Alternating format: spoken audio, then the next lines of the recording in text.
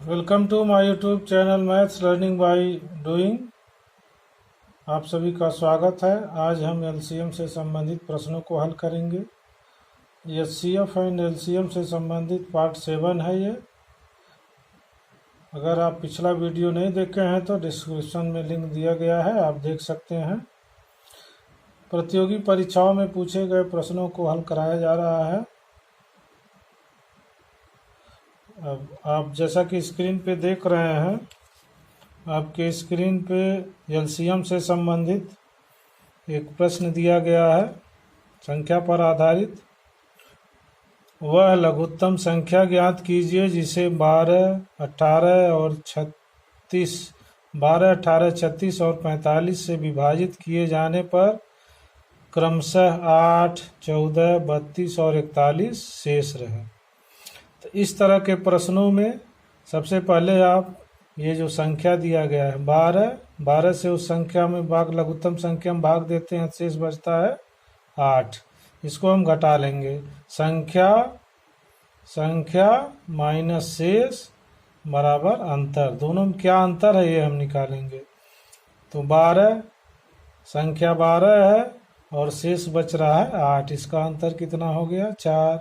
और संख्या 18 है, इसका शेष है 14। 18, 14 इसका अंतर है 4। संख्या 36 है और इसका शेष है 32। तो 36 माइनस 32 बराबर 4।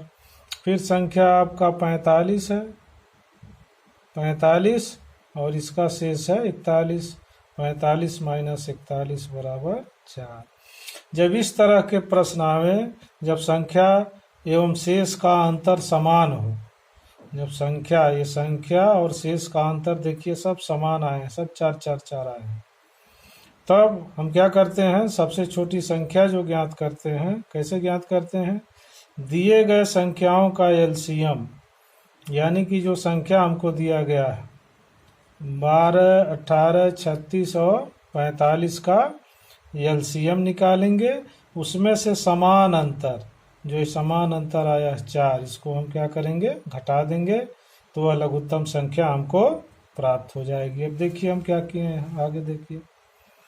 अब यहाँ 12, 18, 36 और 45 का लघुत्तम समापवर्तक निकाला गया है। पहले 2 से काटा गया है, 2 6 12, 2 9 18, 2 18 दूना 36, 45 नहीं कटेगा, उतार लिए। फिर 2 से, 2 3 6 18, 9 दूना 18। फिर अब आप 3 से देखिए, 3 एकम 3, 3 त्रिका 9, 3 त्रिका 9, 15 3 45। से देखते जाएंगे, कहीं कहीं ऐसा भाग आता है जिसमें आप गलत कर जाएंगे, गुणा करके देखते रहिए। 3 एकम 3, 3 एकम 3, 3 5 15, 5 एकम 5। अब इसका एलसीएम आ गया 2 गुणे 2 गुणे 3 गुणे 3 गुणे 5, यानी कि 180। तो इसके लिए मैंने एक तरीका बताया था, 2 दूना 4 3 12, 12 3 36 बचे 180।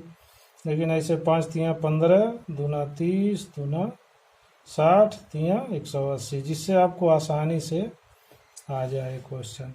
अब क्या करेंगे? सबसे छोटी संख्या बराबर एलसीएम कितना आ गया? 180 माइनस समान अंतर, एलसीएम माइनस समान अंतर।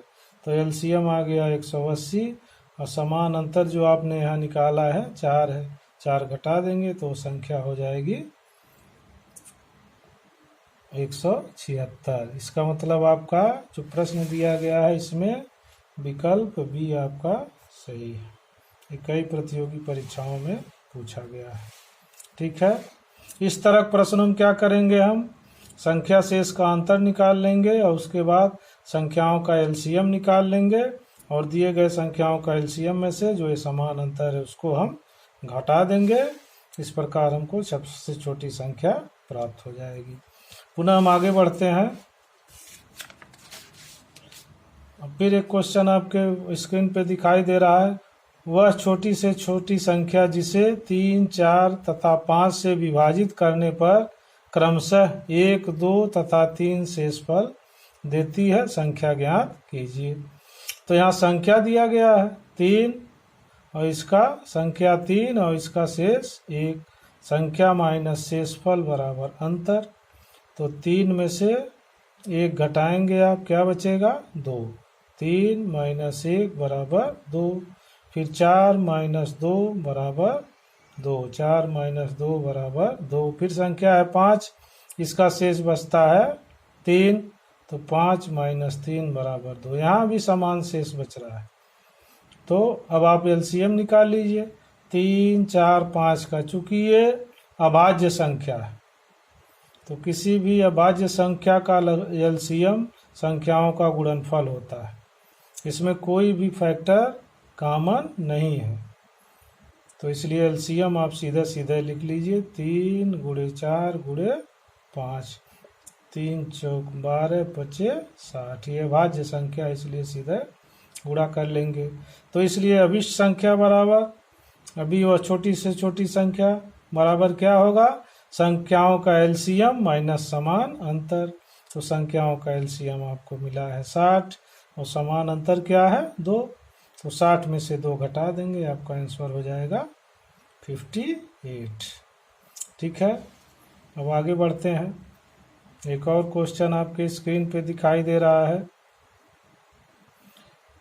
4 अंकों की सबसे बड़ी संख्या कौन सी है जिसे 6, 7 और 8 से विभाजित करने पर क्रमशः 4, 5 और 6 शेषफल प्राप्त होता है। तो वही प्रक्रिया अपनाएंगे, संख्या माइनस शेष। तो संख्या माइनस शेष करेंगे, 6 माइनस 4 बराबर 2, 7 माइनस 5 बराबर 2, 8 माइनस 6 बराबर 2। अब संख्याओं 6, 7, 8 का हम एलसीएम निकालेंगे।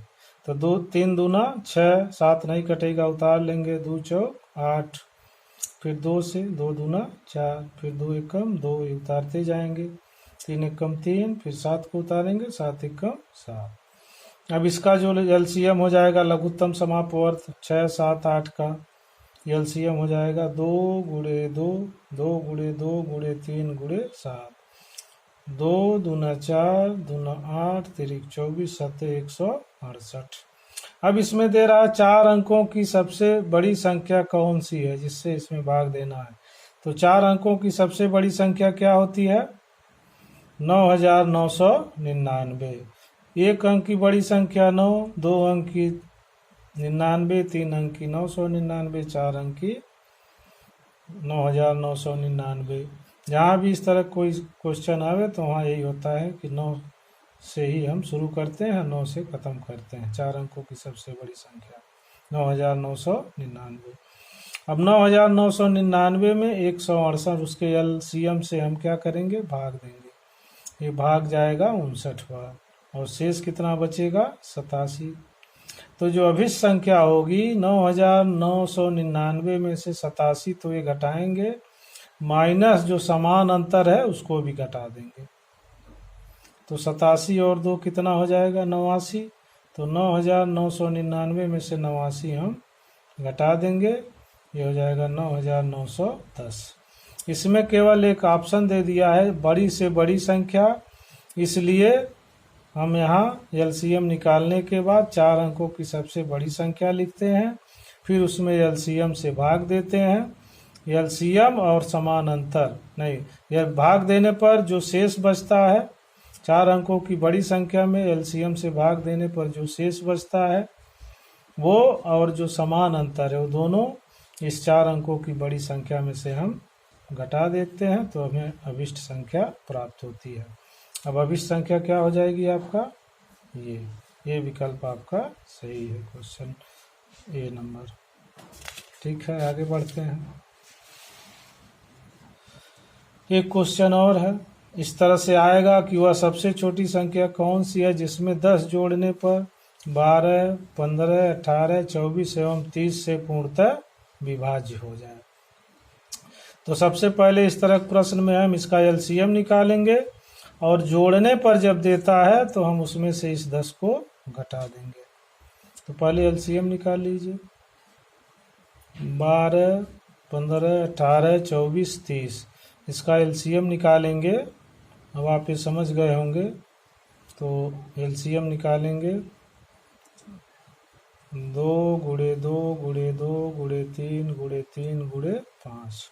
तो यहाँ भी वही करिए, पहले इसका निकालिए, 5 तिया 15 दूना 30 दूना 60 दूना 120 तिया 360। ये तरीका अपनाने से आप जल्दी गुणा कर ले जाएंगे, परीक्षाओं में समय बचेगा। इस तरह चुनना चाहिए, 5 तिया 15 दूना 30 दूना 60 दूना 120 तिया 360। अब जब इस तरह के क्वेश्चन आवे तो इसमें दिया है 10 जोड़ने पर। अब ये संख्या एलसीएम आपको मिल रहा है 360। अगर इसमें आप 10 जोड़ देंगे तो पूर्णतः विभाजित नहीं होगी, तब 370 हो जाएगा। 10 शेष बचेगा, जो ये दिया है पूर्णतः विभाज्य है, ये गलत हो जाएगा। तो हम करते क्या है, जब सबसे जोड़ने के लिए जब देता है कि 10 जोड़ने पर, तो अगर जोड़ने पर दिया है तो एलसीएम में से उस संख्या को हम क्या करेंगे, घटा देंगे। तब कितना आएगा, सबसे छोटी संख्या 350। अब इसमें जब हम 10 जोड़ेंगे तब क्या आ जाएगा, प्रश्न के अनुसार 360, जो इससे विभाज्य होगा। अगर इसमें आप जोड़ देंगे तो 370 हो जाएगा, तब शेष बचने लगेगा। यहाँ हमने नोट लिख दिया गया है, यहाँ जोड़ने वाले प्रश्न में घटाएंगे तथा घटाने वाले प्रश्न में जोड़ेंगे। मान लीजिए यहाँ 10 घटाने पर लिखता, तब आप क्या करते, तब यहाँ 10 जोड़ देते, तब 370 हो जाता। तब उसमें से हम 10 घटाते तो आता 360, जो 12, 15, 18, 24 और 30 से पूर्णतः क्या होता, विभाज्य होता। ठीक है, अब समझ गए होंगे। आगे हम बढ़ते हैं। पूर्ण वर्ग से संबंधित एक प्रश्न है, इसको देख लीजिए। इस तरह प्रश्न कभी कभी आते हैं। एक रेजिमेंट के सिपाहियों का 10, 15 और 20 की पंक्तियों में खड़े होकर पूर्ण वर्ग बनाने होते हैं, तो सिपाहियों की न्यूनतम संख्या क्या होगी। 10, 15 और 20 की पंक्ति में खड़े होकर पूर्ण वर्ग बनाने होते हैं, तो सिपाहियों की न्यूनतम संख्या कितनी होगी। पूर्ण वर्ग बनाने के लिए क्या मतलब, जितनी पंक्ति हो उतने ही उस पंक्ति में सिपाही हो। मान लीजिए 20 पंक्ति हो तो 20 ही उस पंक्ति में सिपाही हो। चलिए आगे बढ़ते हैं। तो 10, 15 और 20 का क्या निकालते हैं, एलसीएम। 2 5 10, 15 नहीं कटेगा, 10 दूना 20, फिर 2 से 5 हो जाएगा। अब 3 से काटेंगे, 3 5 15, फिर 5 से। अब यहाँ जब आप एलसीएम निकालेंगे तो इनका एलसीएम क्या आएगा, 2 दूना 4, 3 12, 5 60। अब पूर्ण वर्ग बनाने के लिए आप जानते हैं, ये वर्ग वाले संख्या में भी आता है कि कितना जोड़ दिया जाए या कितने का गुणा कर दिया जाए कि ये संख्या पूर्ण वर्ग बन जाए। तो यहाँ आप देख रहे हैं, यहाँ जोड़ा लगाना होता है। इसका जोड़ा है, लेकिन इसका और इसका जोड़ा नहीं है। इसका मतलब एक 3 मिल जाए और एक 5 मिल जाए। तो यही लिखा गया है, पूर्ण वर्ग बनाने के लिए बिना जोड़ा वाला संख्या क्या है, 3 और 5, 3 5 15। तो पूर्ण वर्ग बनाने के लिए इस 15 का गुणा हम इसमें कर देंगे 60 में, तो सिपाहियों की न्यूनतम संख्या निकल जाएगी। क्या होगी, 60 गुणे 15। इस एलसीएम में इस जो जोड़ा नहीं बना है उसका हम गुणा करके इसमें गुणा कर देंगे। 3 5 15, 60 गुणे 15 बराबर 900। ये विकल्प आपका सी सही है। ठीक है, अब आगे बढ़ते हैं। पावर घातांक वाले संख्या का एलसीएम निकालना। तो इसके लिए अब आपको क्या करना है, लिख लीजिए। 2 पर 3 गुणे 3 गुणे 5 पे 2 गुणे 7। और दूसरी संख्या क्या है, 2 पर 4 गुणे 3 पे 2 गुणे 5 गुणे 7 पे 2 गुणे 11। तीसरी संख्या क्या है, 2 पर 2 गुणे 3 पे 3 गुणे 5 पे 4। अब एलसीएम जब इन सभी संख्याओं का आप लेंगे तो आपको देखना है कि 2 पर सबसे बड़ा घात क्या है। तो 2 पर सबसे बड़ा घात क्या है, 4। देखिए यहाँ 2 है, यहाँ 3 है, सबसे बड़ा 4 है। 3 पे सबसे बड़ा घात क्या है, गुणे 3 पर 3 ये है। अब फिर 5 वाला देख लीजिए, 5 पे सबसे बड़ा घात 4 है, 4। और 7 पे सबसे बड़ा घात 2 गुणे 11। ये आपका हो जाएगा LCM। यही जब महत्तम समापवर्तक होता तो न्यूनतम घात वाली संख्या हम लेते। ठीक है, ये महत्तम समापवर्तक हो गया। अब आगे चलते हैं, इसका निकालना है। तो जब आप सॉल्यूशन करेंगे,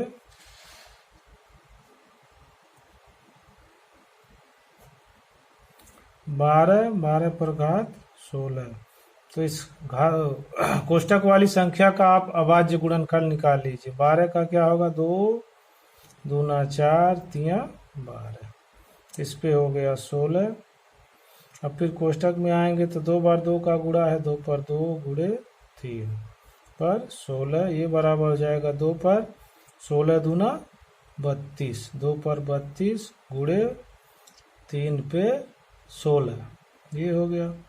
अब आगे बढ़िए, 18 पर घात 15, तो इसका अभाज्य गुणनखंड निकाल लीजिए। 2 गुणे 3, 2 तिया 6 तिरिक 18, इस पे आपका 15 है, तो क्या हो जाएगा 2 गुणे, अब यहाँ 3 पर 2 घात हो जाएगा और इस पे 15, से हो जाएगा 2 पर 15 घात गुणे 3 पर 15 दूना 30 घात। ठीक है, अब फिर आगे बढ़ते हैं। 30 पे 18 घात है, तो इसका अभाज्य गुणनखंड 30 का लिख लीजिए।